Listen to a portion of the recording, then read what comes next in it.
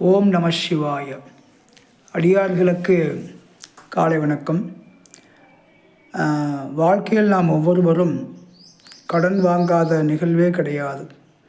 அப்படிப்பட்ட கடனை அடைக்கும் பொழுது மிகவும் கஷ்டப்படுகிறோம். இனி வரக்கூடிய காலகட்டங்களில் அந்த கடனை மிக எளிதாக அடைத்து நாம் அனைவரும் வாழ்க்கையில் இன்பமாக ஆனந்தமாக வாழ ஒரு வழி உண்டு. அது என்ன வழி என்றால், அந்த கடனை நாம் மற்ற நிகழ்வுகளை நல்ல நேரம் பார்த்து செய்வது போல அந்த வாங்கிய கடனையும் நல்ல நேரம் பார்த்து அடைப்பது, கொடுப்பது மிகச்சிறப்பான ஒன்று. அத்தகைய நேரம் என்பது மைத்திர முகூர்த்த நேரம் என்று சொல்லப்படுவதாகும். பஞ்சாங்கத்தில் மைத்திர முகூர்த்தம் என்று மாதம் 2 முறை வரக்கூடிய ஒரு காலம் உண்டு.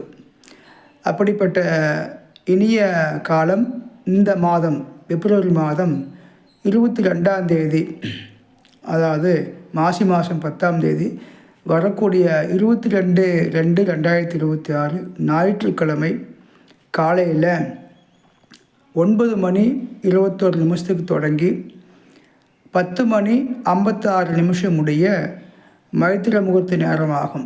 அதாவது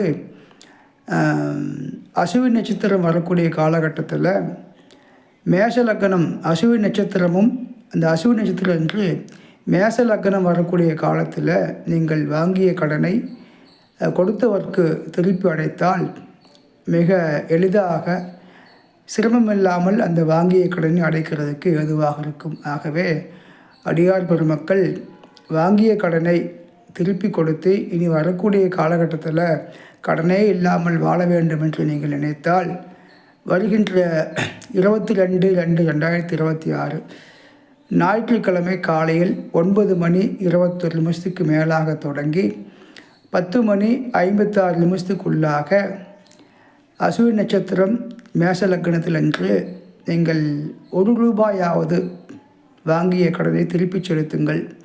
உங்களுடைய கடன் வெகு விரைவில் குறைந்து கடனையெல்லாம் அடைத்து இனிமையான வாழ்க்கை வாழ ஏதுவாக அந்த நீசன் உங்களுக்கு வழிகாட்டுவார் என்பதை தெரிவித்துக் கொண்டு, அடியார் பெருமக்கள் அன்றைய நாள் கடனை அடைக்க மட்டுமல்ல, புதிதாக தொழிலும் தொடங்கலாம். வாழ்க்கையில் முன்னேற தொழில் வேண்டுமல்லவா, வருமானம் வேண்டுமல்லவா, அத்தகைய வருமானத்தை ஈட்டவும் நீங்கள் புதிய முயற்சிகளை மேற்கொள்ளலாம். ஆகவே கடனில்லாத வாழ்க்கையை வாழ மைத்திர முகூர்த்தத்தை பயன்படுத்தி வாழ்க்கையில் வளமோடும் நலமோடும் ஆனந்தமாகவும் ஆரோக்கியமாகவும் மகிழ்ச்சியோடும் வாழ நான் வணங்கும் என் அப்பன் ஈசனையும் அம்மை உமையவளையும் வணங்கி உங்கள் அனைவரும் வாழ்க்கையில் வளமோடும் நலமோடும் வாழ இறைவனை பிரார்த்திக்கிறேன். வாழ்க வளமுடன். ஓம் நம சிவாய.